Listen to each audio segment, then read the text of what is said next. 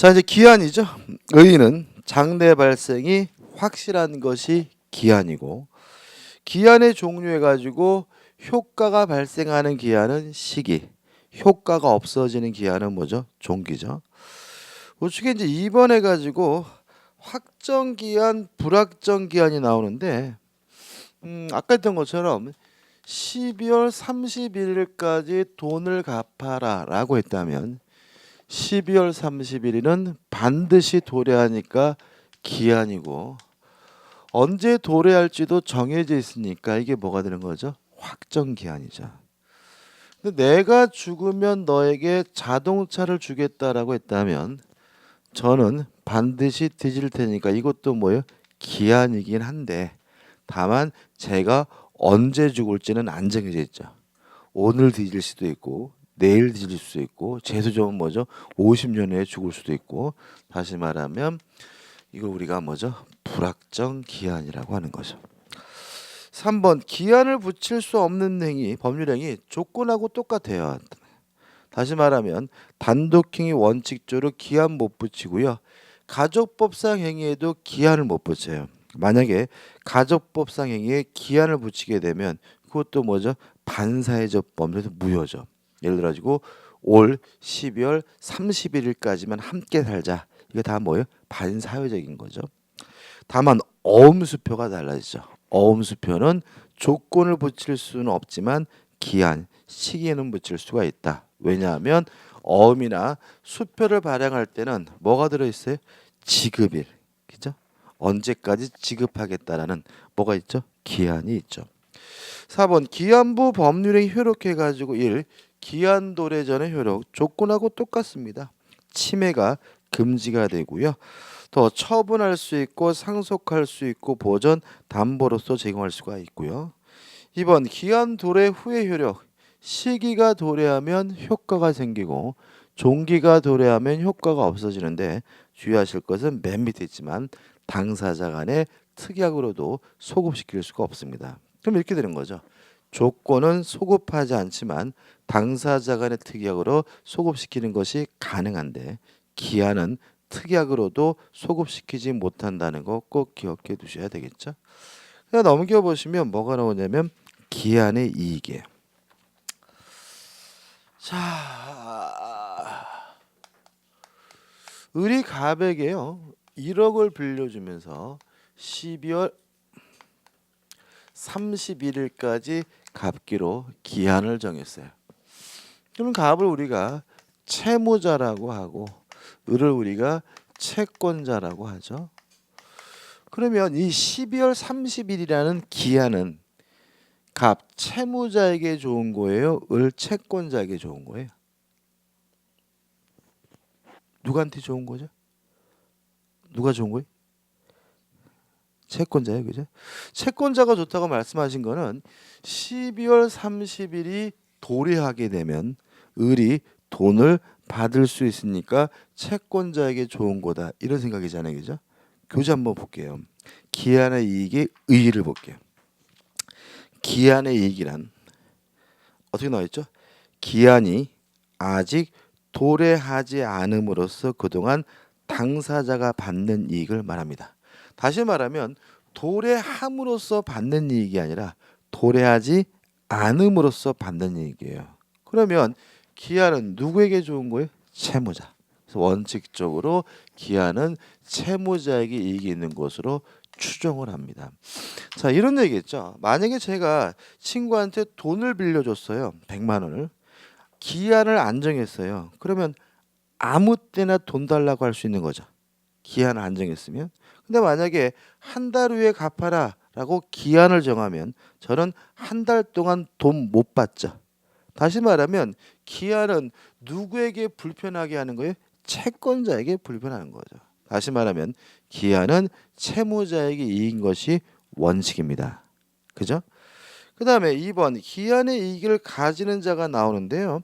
교재는 계약의 종류별로 나와 있거든요. 이렇게 기억하면은 막 같은 말이 막 반복돼서 기억이 안 돼요. 그래서 어떻게 기억하시냐면 첫째, 채무자만 갖는 경우도 있어요. 언제냐면 무상이면 이렇게 기억하시면 돼. 무상이면.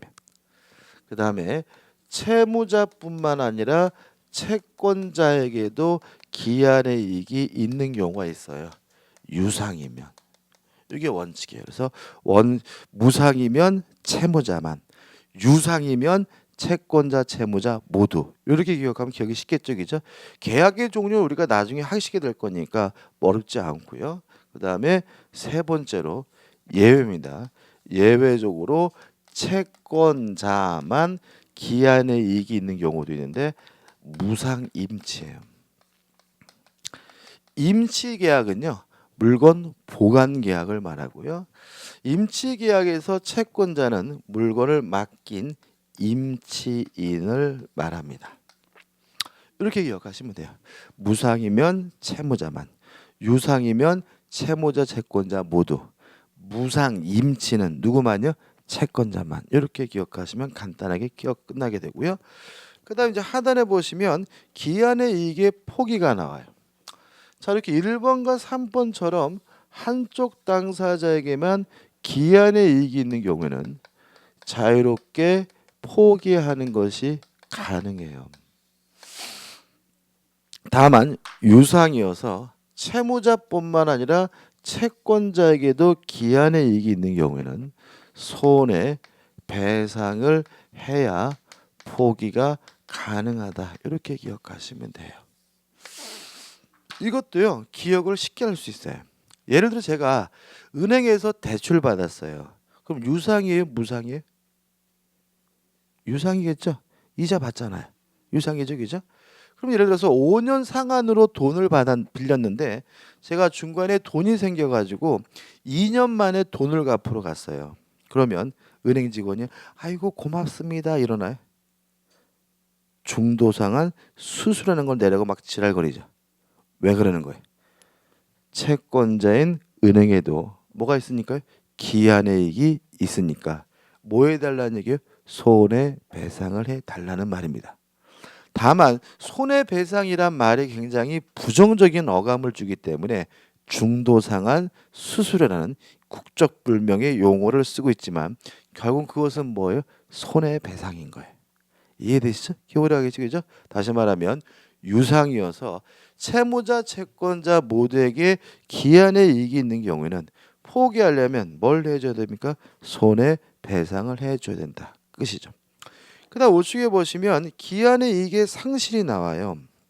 일단 의의 나와 있고 2번 상실 사유가 나오는데 세 가지죠. 1. 채무자가 담보를 손상 감소 멸실하게 한 때. 2. 채무자가 담보 제공 의무를 이행하지 않은 때. 3. 채무자가 뭐죠? 파산한 때. 요 세 가지예요. 그죠? 효과까지 좀 보자고요. 잠 생각해 보죠. 을이갑에게요 1억을 빌려주면서 12월 31일까지 돈을 갚기로 했어요. 을이갑한테 그런 거죠. 야 근데 담보는 어떡할래? 그랬더니 아 내가 며칠 있다가 저당권 설정해 줄게 라고 약속해 놓고 저당권을 설정해 주지 않는다면 을의 입장에서는 12월 31일까지 기다릴 수는 없는 거죠. 다시 말하면 담보 제공의 의무를 이행하지 않는다면 채무자는 기한의 이익을 상실하는 것이죠. 이해되시죠?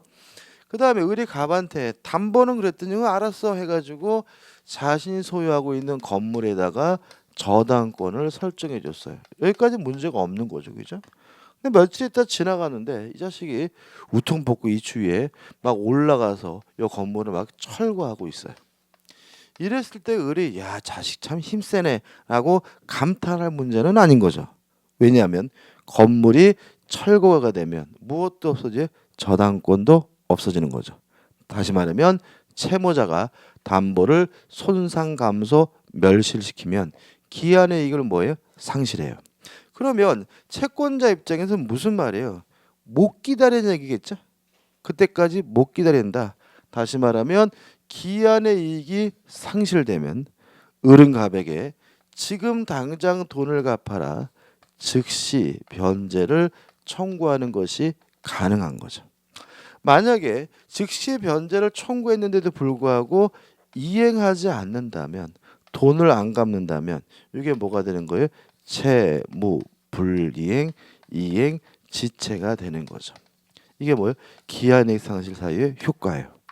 그러면 을의 입장에서는 지금 당장 돈을 갚으라고 뭐 할 수 있어요? 요구할 수도 있고 아니면 냅두고 12월 30일 날 돈 달라고 요구할 수도 있고 뭐 할 수 있는 거죠? 선택할 수가 있는 거죠. 다시 말하면 요 기한의 이익이 상실 사유가 발생했다는 이유만으로 바로 즉시 뭐가 되는 건 아니에요? 채무 불이행이 되는 건 아닌 거죠. 즉시 뭐가 되는 건 아니에요? 이행지체가 되는 것은 아니죠. 을이 지금 당장 돈을 갚으라고 청구했는데 그래도 안 갚아야 그때 비로소 뭐가 되는 거예요? 이행지체 채무불이행이 되는 거죠. 그래서 교재 하단에 보시면 핵심 다지기에서 3번부터 보는데 3. 기한의 이익 상실의 특약에서 형성권적 기한이익 상실 특약 이런 말이 나와요. 그죠? 자, 이게 무슨 말이냐면 이렇게 즉시 변제를 청구하고 안 갚아야 채무 불이행이 되는 경우를 형성권적 기한이익 상실이라고 하고요. 이러한 사유가 발생하면 바로 채무 불이행이 되는 경우를 정지 조건부 기한이익 상실이라고 하는데 뭐가 맞다고요? 위가 맞잖아요. 다시 말하면 우리 판례는 원칙적으로 정지 조건부 기한이익 상실 사유가 아니라 뭐죠? 형성권적 기한이익 상실이다. 이게 뭐예요? 판례예요. 따라서 갑이 담보를 멸실시키면 바로 채무불이행이 된다. 그러면 뭐예요? X. 갑이 담보를 멸실시키고 즉시 변제를 청구했는데도 불구하고 안 갚아야 비로소 채무불이행이 된다. 그래야 뭐죠? 맞는 말이고요. 뭐 형성권적 기한이익이니 정지조건적 기한이익 이런 용어 같은 거 신경 쓰지 마시고요. 결론만 정확하게 기억하시면 돼요. 다 한 거죠? 자, 그럼 이제 판례를 보면 되겠죠. 자, 1번부터 볼게요. 조건과 불확정 기한의 구별 기준 해가지고 나와 있어요. 자, 여기서 볼게요. 을이 갑에게 1억을 빌려주면서요. 예를 들어서 뭐 오늘이 며칠이죠? 2월 10일인가요? 2월 7일인가? 아무튼 2월 20날까지 돈을 갚기로 했어요. 그래서 을이 갑한테 전한 거죠. 야, 얼마 안 남았는데 돈은 준비됐니? 그랬더니 갑이 자식아 나 지금 요새 공인중개사 공부하느라고 나 정신없어. 나 그런데 신경 쓸 시간 정렬이 없어 자식아. 막 방방 뜬단 말이죠. 그래서 을이 뭐라 그랬냐면 그래 그러면 네가 올해 공인중개사 시험 보면 그러면 돈을 갚어라고 얘기를 해줬어요. 이해되시죠? 다시 한번요. 을이 갑에게 돈 빌려주면서 며칠 날이요? 2월 20날 다가온 거죠, 그죠? 근데 갑이 공부해서 뭐 신경 쓸 여력이 없다 그래. 그러면 찬찬히 시험 보고 나서 돈 갚아라라고 어떻게 해요? 얘기를 해줬어요. 근데 문제는 이제 시험 보기로 한 날이 다가왔는데 가만 갑이 생각해 보니까 공부도 하나도 안 해서 보봤자 떨어질 거고요. 괜히 보면 뭐 해야 돼요? 1억을 갚아야 될 것 같아서 시험을 안 봤어요. 시험을 응시하지 않았어요. 이랬을 때 돈을 갚아야 되느냐 갚을 필요가 없느냐 요 문제예요. 이해되시죠? 한번 빨리 읽어볼게요. 1번 부관이 붙은 법률행위에 있어 1번을 좀 세 번째로 볼게요. 표시된 사실이 발생한 때는 물론 이게 무슨 말이에요? 시험을 봤을 때는 물론이고 반대로 발생하지 아니한 것으로 확정된 때 시험을 안 봤을 때에도 그 채무를 이행하여야 한다고 보는 것이 상당한 경우에는 표시된 사실의 발생 여부가 확정된 것을 불확정 기한으로 정한 것으로 보아야 한다. 이해되시죠? 다시 말하면 이렇게 되면 을은 말 그대로 봐도 갚아야 되고요. 안 봐도 어떻게 해요? 갚아야 되니까 이것은 시험 보면이라는 것이 조건이 아니라 뭐라고요? 기한이다. 이런 판례인 거예요. 이해되시죠? 그죠? 다시 말씀드릴게요. 자, 원래 장래 발생이 불확실하면 뭐예요? 조건. 확실하면 뭐예요? 기한이잖아요. 근데 문제는 시험을 볼 수도 있고 안 볼 수도 있으니까 이거는 뭐처럼 보여요? 조건처럼 보인다는 거죠. 근데 실제로는 봐도 갚아야 되고 안 봐도 어떻게 해요? 갚아야 되는 거니까 이것은 조건이 아니라 뭐라고요? 기한이다. 요 발린 거예요. 이해되시죠? 다시 한번 할게요. 그죠? 자, 시험 보면 돈을 갚으라 그러면 이게 겉보기에는 뭐예요? 조건처럼 보이죠. 왜요? 볼 수도 있고 어떻게요? 안 볼 수도 있는 거니까. 근데 실제로 이 사람은 봐도 갚아야 되고 안 갚아도 뭐예요? 갚아야 되는 거니까 결과적으로 이것은 뭐예요? 조건이 아니라 뭐죠? 기한이다는 판례니까 좀 이해해 두시기 바라고 은근히 잘 나오는 판이니까 주의하시기 바랍니다. 2번도 마찬가지죠. 한번 볼게요. 2번.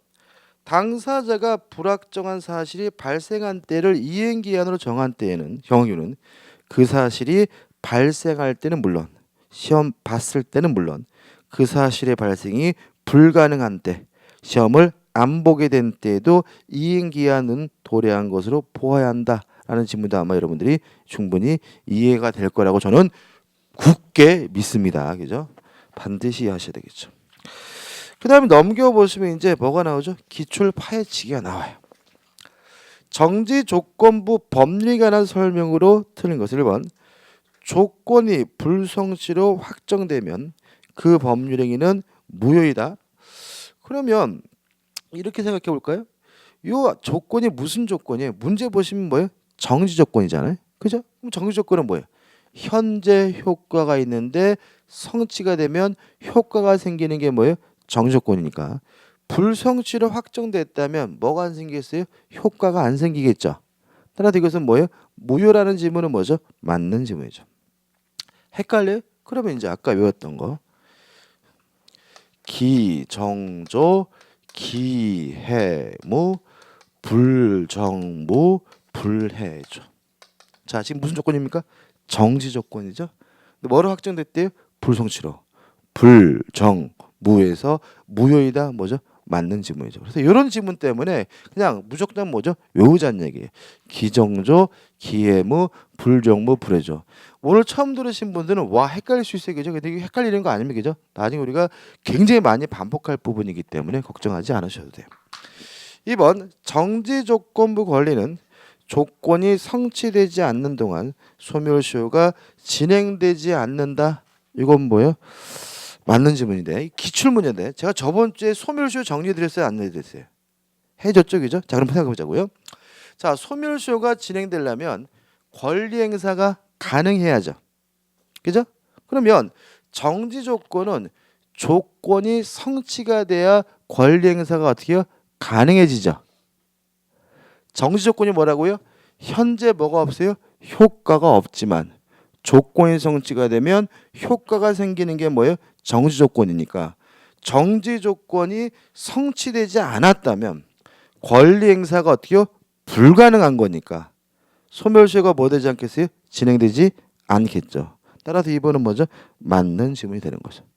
누누이 말씀드리지만 소멸시효가 진행되려면 소멸시효가 완성되려면 권리 행사가 어떻게 해요? 가능해야 됩니다. 정지 조건은 현재 뭐가 없는 거예요? 효과가 없는 것이기 때문에 권리 행사가 불가능한 것이므로 소멸시효도 완성되지도 않고요. 소멸시효도 뭐 되지도 않는 거예요? 진행되지도 않는 거예요. 따라서 이번은 뭐죠? 맞는 지문. 솔직히 만만한 지문은 아닌데 이게 한번 나왔어요. 3번 조건 성취가 미정인 권리는 일반 규정에 의하여 처분할 수 있다. 맞죠? 4번 조건 성취 요령은 원칙적으로 법률행위가 성립한 때부터 발생한다. X죠. 자, 왜 그러냐면 보세요. 요 시점에서 법률행위가 성립됐고요. 정지 조건이 요 시점에서 성취가 됐어요. 그러면 아까 말씀드렸지만 정지 조건의 성취 효과는 뭐 하잖아요? 소급하지 않죠. 그죠? 따라서 요 때부터 뭐가 생기는 거예요? 효과가 생기는 것이지 과거로 뭐 되는 건 아니에요? 소급되는 것은 아니니까 법률행위가 성립한 때부터 발생한다는 지문은 뭐가 돼요? X가 되는 거죠. 아, 괜히 어렵네요. 그죠? 5번 소유권 유보 약정이나 이것도 중요합니다. 자, 5번은요. 또 한번 생각을 해봐야 돼요. 5번은 소유권 유보부 매매라는 것을 제가 설명드릴 건데요. 소유권 유보부 매매는 요새는 잘 안 해요. 근데 시험 문제는 잘 나오는데 언제 우리가 많이 했냐면 옛날에 전축, TV, 뭐 이렇게 고가의 가전제품을 구입할 때 우리가 많이 했어요. 옛날에. 자, 옛날 얘기입니다. A라는 전자대리점 가가지고요. 갑이라는 사람이 고가의 전축을 구입하는데 어떻게 구입하기로 했냐면 월부로 구입하기로 했어요. 지금은 뭐 하면 돼요? 카드 긁으면서 10개월이요 이러면 되잖아요, 그죠? 근데 과거에는 월부로 많이 샀죠, 그죠? 저는 지금도 기억나는 게 옛날에는 흑백 텔레비전에 뭐 있었어요? 문도 있었죠, 그죠? 문도 있고 막 이렇게 잠그게 돼 있었잖아요, 그죠? 그때입니다, 그죠?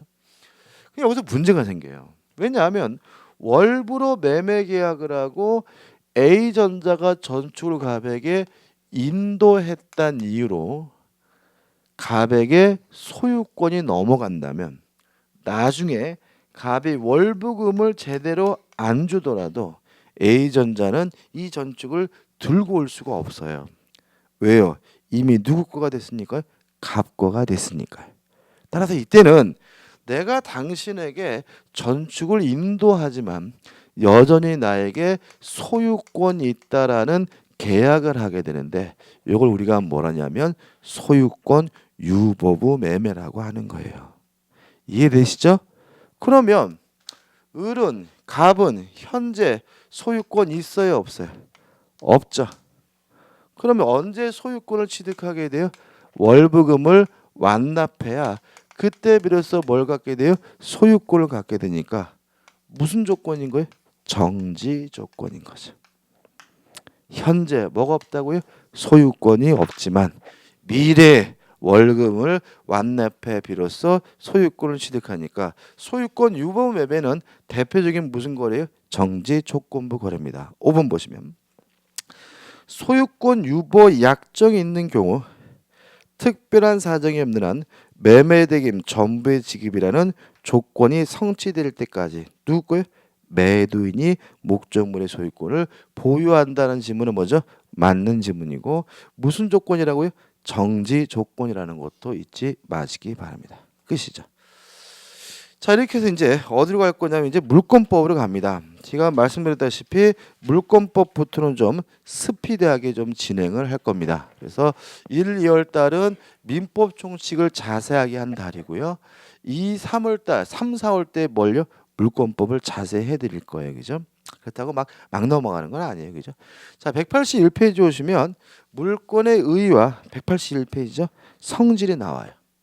일단 물권이 뭐냐? 쉽게 말하면 물건에 대한 권리가 물권입니다. 개념은 간단하게 기억하는 거예요. 물권이 뭐라고요? 물건에 대한 권리입니다. 물권의 성질에서 1번 물권은 지배성, 지배권을 갖습니다. 따라서 스스로가 알아서 사용 수익하면 되고요. 목적물을 직접 지배해서 만족을 얻으면 되고요. 타인으로부터 도움이나 협력을 받을 필요 없다는 건 중요하셔야 되고요. 2번 물권은 모든 사람에게 주장할 수 있는 절대권입니다. 따라서 제3자에게 대항할 수 있는 대항력을 갖지만 채권은 특정된 사람에게만 주장할 수 있는 상대권이기 때문에 뭐가 없냐면 대항력이 없어요. 좀 설명드리면 이런 얘기죠. 갑이라는 사람이요. A라는 건물에 대해서 소유권이 있어요. 그럼 갑은 자신의 소유권을 세상 모든 사람에게 주장할 수 있기 때문에 소유권과 같은 물권은 뭐가 돼요? 절대권이 되는 거죠. 절대라는 말이 뭐라고요? 모든 사람이란 뜻이잖아요. 이에 반해서 을이 갑에게 1억을 빌려주고 1억을 달라 요구할 수 있는 뭐가 있어요? 채권이 있다면 누구한테만 주장할 수 있어요? 갑한테만 주장할 수 있으니까 채권은 특정된 사람에게만 주장할 수 있는 뭐예요? 상대권이 되는 거죠. 따라서 물권은 절대권이기 때문에 대항력을 갖습니다. 채권은 상대권이기 때문에 특정한 사람에게만 주장할 수 있기 때문에 제3자에게 주장할 수 없다. 뭐가 없습니까? 대항력이 없습니다. 예를 들어서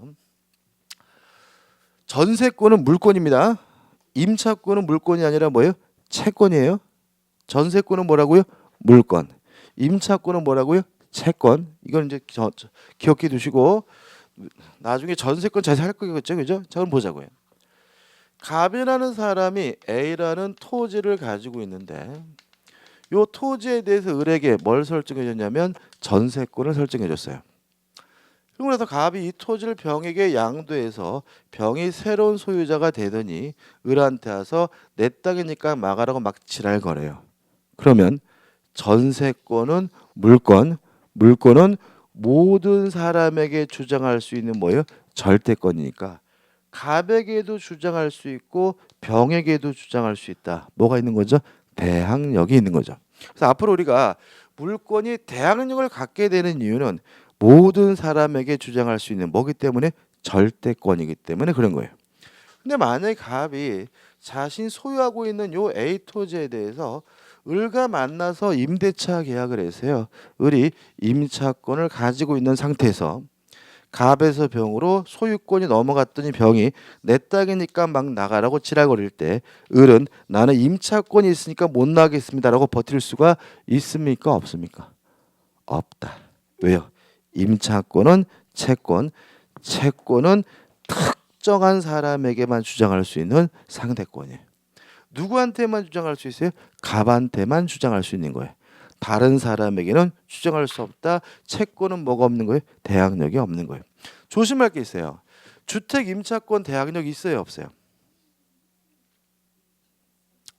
없는 거죠. 자, 생각해 보세요. 여러분들 상식인데 주택 임차권자가 대항력을 취득하려면 인도받고 주민등록해야 뭐가 생겨요? 대항력이 생기죠. 그죠? 그러면 주택 임차권이 대항력이 있다는 얘기예요, 없다는 얘기예요? 없다는 얘기죠. 그러니까 주택 임차권이라는 권리 자체가 대항력이 없으니까 별도로 인도받고 주민등록해야 이길 날 뭐가 생기는 거예요? 대항력이 생기는 거잖아요. 그죠? 만약에 주택 임차권이라는 권리 자체가 이미 대항력이 있는 권리라면 굳이 인도받고 주민등록을 해야 대항력이 생긴다는 규정을 둘 리가 없잖아요. 자, 모든 임차권은 예외 없이 뭐가 없는 거예요? 대항력이 없는 거예요. 왜요? 채권은 특정한 사람에게만 주장할 수 있는 뭐예요? 상대권이기 때문에 꼭 기억해 두셔야 되겠죠. 그 다음에 하단에 3번 배타성이 있습니다. 끝. 넘겨보시면 4번 물권은 강한 양도성을 띱니다. 왜 그러냐면요. 물권은 뭐라고요? 물건에 대한 권리예요. 물권은 뭐에 대한 권리? 물건에 대한 권리. 따라서 사람의 개성이 중요하지 않아요. 그러니까 어떻게 해요? 자유롭게 양도할 수 있는 거죠. 이에 반해서 채권은 특정한 사람에 대한 권리이기 때문에 사람의 개성이 중요하기 때문에 채권은 약한 양도성을 떼요. 그래서 어떻게 되냐면 전세권은 자유롭게 양도할 수 있고요. 임차권은 임대인의 동의가 있어야지만 양도할 수 있다는 제한이 따르게 되는 이유는 여기 있다는 것도 기억해 두시기 바랍니다. 그 다음 3번 해가지고 이제 뭐예요? 물권의 객체에서 물건이 나오죠. 자, 다시 한번요. 물권이 뭐라고요? 물건에 대한 권리입니다. 따라서 물건이 물건에 대한 권리이므로 물건의 객체는 뭐가 되겠어요? 물건이 되겠죠. 근데 여기서 좀 조심할 것은 교재 여기에 나와 있는 내용들은 소설책 보듯이 한번 쭈루룩 읽어보는 거예요. 이 부분은 설명드리지 않을 거예요. 앞으로도 안 드릴 거고 영원히 안 드릴 거예요. 왜 그러냐면 해당 부분에서 보는 게 더 편해서 그래. 이게 뒤에 나올 것이 앞에 종합해서 정리되는 부분이니까 한번 쭉 읽어보시면 되고요. 여기서 제가 필요한 것만 말씀드리면 물건이 뭐냐부터 생각해 볼게요. 물건이란 유체물 및 관리가 가능한 자연력이 물건입니다. 따라서 물건은 눈에 보이는 토지, 건물, 책상, 의자 같은 유체물뿐만 아니라 관리가 가능하다면 무엇도 물건이에요? 자연력도 물건인 거예요. 법적으로. 기억을 돕기 위해서 예를 들어 볼게요. 자, 자취방입니다. 자취방인데 여기는 갑이 살고 있고 여기는 을이 살고 이게 중간에 뭐죠? 벽이 있어요. 자취방인데. 근데 해가 이글이글 되는 뜨거운 여름날이었어요. 뜨거운 여름날. 근데 요 갑은 돈이 없어가지고 너무 더워서 부채 살 돈도 없어서 빤스만 입고 헉헉거리고 있고요. 을은 부모를 잘 만나가지고요. 에어컨 틀어놓고 춥다고 잠바 입고 있어요. 근데 며칠 지나다 보니까 갑이 어떻게 인생이 역 같아요. 고민하다가 벽에다가 구멍을 뚫었어요. 뚫었더니 사이에서 어떻게 냉기가 어떻게요? 싱싱싱 새어 나와서 시원해졌어요. 갑이 을에게 한 범죄가 뭔가요? 무슨 죄예요 이게? 갑이 을에게 뭔가를 훔치고 있죠. 뭘 훔치고 있어요? 냉기, 그죠? 차가운 기운. 냉기가 물건이라면 절도겠죠. 그죠? 그럼 이 냉기가 물건인지 아닌지는 민법에서 결정해 줘야 되거든요. 물건이 아니에요. 물건이 아니에요. 물건이 아니에요. 이거 적어놨잖아요. 아, 난 그 기억도 모르시는 거예요? 이 자연적 온기, 냉기, 전기 이런 걸 말한다고요. 자연적 힘이잖아, 힘. 다시 말하면 냉기는 관리가 가능하죠. 에어컨 키면 나오고 끄면 안 나오는 거잖아요. 관리 가능한 뭐예요? 자연력이니까 당연히 뭐예요? 물건이고. 따라서 갑은 무슨 죄예요? 절도죄인 거죠, 이게. 이 판례. 하나만 더 안 하려고 그랬는데 아이 참. 자, 이런 거 어떨까요? 지금 오르막길인데 갑이라는 분이 리아카를 끌고 땀을 뻘뻘 흘리면서 어떻게요? 간신히 올라가고 있어요. 그래서 짐 싣고. 근데 을이 자전거를 타고 지나가는데 이 거지 같은 놈이 밀어주는 게 아니라 팔을 딱 걷어 얹어가지고 이렇게 질질 끌려가고 있어요. 어떤 상황인지 아시겠죠? 그죠? 갑은 그냥 막 올라가는데 을은 뭐죠? 자전거 타고 되게 팔 걸고 질질 끌고 올라갔어요.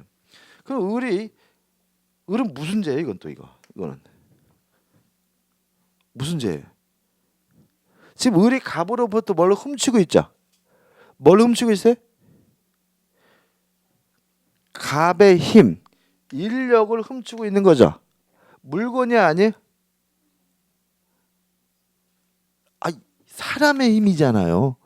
자연력이 아니죠. 그러니까 이건 뭐예요? 물건이 아니에요. 이거는 그냥 싸가지가 없는 거야. 법적으로 뭐 하지 못해요? 처벌하지 못하는 거예요. 어디까지만 물건이에요? 자연력까지만 물건이고 사람의 힘은 뭐가 아니에요? 물건이 아닌 거예요. 이제 있지 않겠죠, 그죠? 자, 물건은 유체물, 눈에 보이는 것뿐만 아니라 관리가 가능하다면 뭐까지요? 자연력까지도 물건입니다. 따라서 온기나 냉기나 전기도 뭐로 평가돼요? 물건으로 평가가 됩니다. 자, 그 다음에 이 물건이요. 둘론 아니에요. 부동산과 동산. 부동산은 뭐냐면요. 토지 및 그 정착물이 부동산이고요. 동산은 부동산 이외의 물건이 다 뭐예요? 동산이. 법적으로는 학문적으로 아니지만. 자, 그러면 요 자연력도 물건이니까 부동산 아니면 동산이겠죠? 뭐겠어요? 동산. 왜요? 부동산이 아니면 다 뭐가 돼요? 동산이니까 자연력도 물건이고 뭐로 평가되는 거죠? 동산으로 평가된다는 거 주의하시 바라고요. 이것도 연습을 해야 되겠더라고요. 이거 안 하면 나중에 따니가 싫은데 연습해 들어보세요. 자, 토지 부동산입니다. 왜요? 토지 및 그 정착물이 뭐예요? 부동산이니까. 건물 부동산이에요? 동산이에요? 이것도 헷갈려요? 부동산이겠죠. 왜 부동산이에요? 좀 보시면 우리 민법이 토지와 건물이 부동산이다라고 규정한 것이 아니라 토지 및 그 정착물이 뭐죠? 부동산이라고 규정하고 있죠. 따라서 건물이 부동산인 이유는 토지에 뭐가 되어 있기 때문에 정착되어 있기 때문에 부동산인 거예요. 컨테이너 하우스는 부동산이 아니에요. 왜요? 지게차로 뭐 할 수 있어요? 틀 수 있잖아요. 정착되지 않았잖아요. 다시 말하면 건물이어서 부동산인 것이 아니라 토지에 뭐가 돼 있어서요? 정착되어 있어서 부동산인 거예요. 동의하시죠? 자, 건물 앞에 우물이 있어요. 우물 동산이에요, 부동산이에요? 아, 이것도 헷갈려. 부동산이겠죠. 왜요? 토지에 뭐가 돼 있어요? 정착돼 있으니까. 담벼락이 있어요. 담벼락 동산이에요, 부동산이에요? 부동산이겠죠. 토지에 뭐가 돼 있어요? 정착돼 있으니까. 이거 외우지 마세요. 우물은 부동산 이게 아니라 지금 제가 뭘 설명드리는 거예요? 지금 토지에 뭐가 돼 있다고요? 정착돼 있으면 부동산이라는 거겠죠. 요 앞에 나무가 있어요. 나무. 요 나무 동산이에요, 부동산이에요? 부동산. 토지에 뭐가 돼 있어요? 정착되어 있으니까. 요 앞에 배추밭에 배추가 있어요. 요 배추밭에 배추 동산이에요, 부동산이에요? 부동산. 토지에 뭐가 돼 있어요? 정착되어 있으니까. 이 나무가요, 사과나무예요. 사과나무에 사과가 열려 있어요. 요 사과나무의 사과 동산이에요, 부동산이에요? 부동산. 아직도 안 되네. 이걸 왜 했냐면은 우리 수험생분들이 자꾸 농작물 하면 동산을 떠오르셔. 그러니까 이게 뭐예요? 책이 말이 안 되고 이상한 거예요. 우리 민법은요, 토지에 뭐가 돼 있으면요, 정착만 돼 있으면 부동산이라고 해놨어요. 견고하게 이런 거 없잖아요. 뭐만 돼 있으면요, 정착만 돼 있으면 뭐인 거예요? 부동산인 거예요. 따라서 배추밭에 배추도 정착돼 있으니까 뭐예요? 부동산이고요. 뽑으면 뭐로 바뀌는 거예요? 동산으로 바뀌는 거예요. 앞으로 농작물은 민법 시간에 동산이 아니라 뭐예요? 부동산입니다. 그 다음에 사과나무의 사과도 뭐예요? 부동산인 거예요. 따면 뭐로 바뀌는 거예요? 동산으로 바뀌는 거예요. 나무 뭐예요? 부동산이에요. 자르면 뭐로 바뀌는 거예요?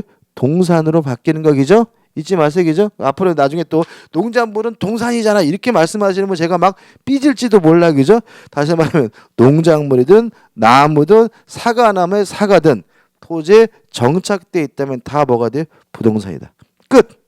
더 이상 안 볼 겁니다, 그죠? 그다음 우측에 보시면 일물 일권주의가 나오는데 이거는 한 개의 물건에는 한 개의 권리만 존재할 수 있다는 개념인데 민법에서는 중요하지 않아요. 공시법에서는 대단히 중요한 개념이기 때문에 우리는 안 할 거야. 그냥 우리는 일물 일권주의 뭐라고요? 한 개의 물건에는 한 개의 권리만 있는 게 뭐죠? 일물 일권주의다.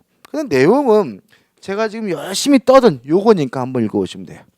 넘길게요. 넘어가시면 이제 어디까지 갑니까? 185페이지 기출 파헤치기가 나오는데 이거는 뭐예요? 나중에 봐야 될 것 같고 넘어가요. 그래서 186페이지까지 오는 거죠. 자, 186페이지 오시면 이제 뭐가 나와요? 물권 법정주의라는 말이 나와요. 이것도 중요한 건 아닙니다. 간단하게 볼게요. 자, 물권 법정주의라는 말이 뭐냐면 물권에 관한 사항은 법으로만 정하는 주의가 뭐예요? 물권 법정주의. 쉽게 말씀드리면 물권은 뭐로 정해요? 법으로만 정하는 주의가 뭐죠? 물권 법정주의인데 여기서 말하는 법은 법률과 관습법입니다. 따라서 물권에 관한 사항은 법률과 관습법으로만 정하는 주의가 뭐예요? 물권 법정주의인데 이 법률은 국회에서 제정한 형식적 의미의 법률만을 의미합니다. 여러분들 그런 거 이상하다고 느끼신 적 있어요? 우리 민법 시간 특이하지 않아요? 예를 들어 민법을 제한 나머지 시간에 하는 법 시간에는 법도 배우고요. 시행령도 배우고 시행규칙도 배우잖아요. 그죠? 예외 없어요. 세법이든 중개사법이든 등기법이든 뭐 지적법이든 뭐 공법이든 다 뭐도 배워요? 시행령도 배우고 시행규칙도 배우거든요.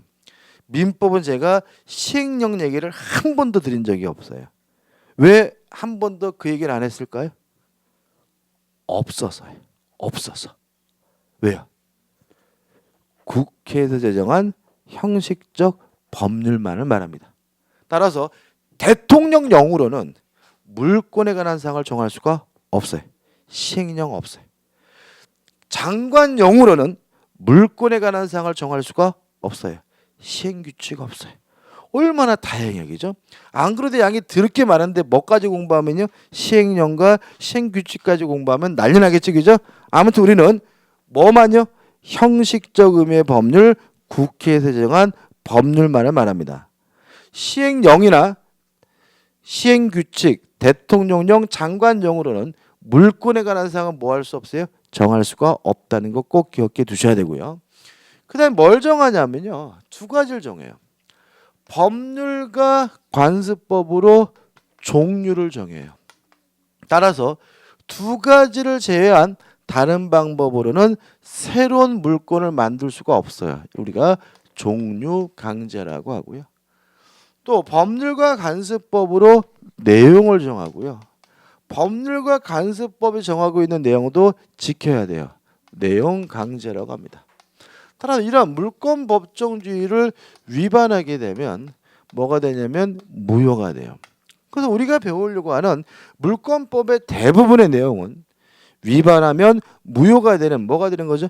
강행 규정으로서의 성질을 띠게 된다는 것도 기억해 두시면 됩니다. 끝이. 그다음 우측에 보시면 물권의 종류해 가지고 현행법상 인정되고 있는 물권들이 나오죠, 그죠? 요 현행법상, 그래서 1번 민법이 인정하는 뭐가 나와요? 물권이 나와요, 그죠? 그다음에 밑에 그 박스 밑에 민법 이외의 법률이 인정하는 물권이 나오죠. 우리는 어떤 사람들이죠? 민법 하기도 버거우신 분들이죠. 민법이 아닌 것은 뭐예요? 신경도 쓰지 마세요. 그죠? 우리는 뭐만요? 민법만 신경 쓰면 되는데, 교재에 나와 있는 그림을 좀 설명을 드릴게요. 자, 우리 민법은요, 물권을 점유권이라는 권리와 본권이라는 권리를 나누고 있잖아요. 그림에, 그죠? 그 다음에 요 본권이 다시 소유권과 다른 건 아니잖아요, 그죠? 자, 그럼 여기를 보자고요. 점유권이라는 권리는 뭐냐면요, 사실상 지배를 하고 있으면 이유를 묻지 않고 당연히 인정되는 권리가 점유권이고요. 이러한 사실상 지배를 정당화시켜주는 이유를 본권이라고 하는데, 가장 대표적인 것이 뭐예요? 소유권이에요. 이 부분 중요해요. 자, 생각해보죠. 제가 지금 안경을 쓰고 있어요. 그럼 저는 이 안경에 대해서 뭐라고 있어요? 사실상 지배라고 있으니까 저에게 뭐가 있는 거죠? 점유권이 있는 거죠. 제가 안경을 쓰고 있는 이유는 뭐냐면요, 돈 주고 샀어요. 뭐가 되는 거죠? 소유권이 되는 거죠. 만약에 제가 이 안경을 훔쳤어요.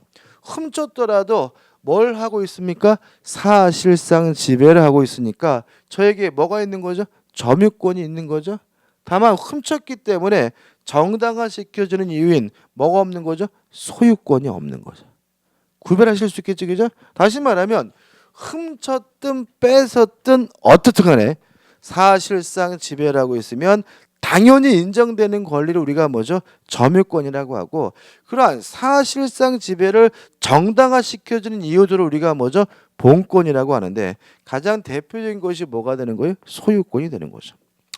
그 다음에 소유권은 뭐냐면 물건을 사용하고 수익하고 처분할 수 있는 권리를 우리가 소유권이라고 해요. 요 세 가지를 다 할 수 있어야 뭐예요? 소유권이에요. 만약에 세 가지를 다 하지 못하고 제한적으로 몇 가지만 할 수 있다면 이걸 우리가 뭐라 그래요? 제한 물권이라고 하는 거고요. 제한적으로 특히 사용하고 수익 두 가지만 할 수 있는 제한 물권이 뭐가 돼요? 용익 물권인 거고요.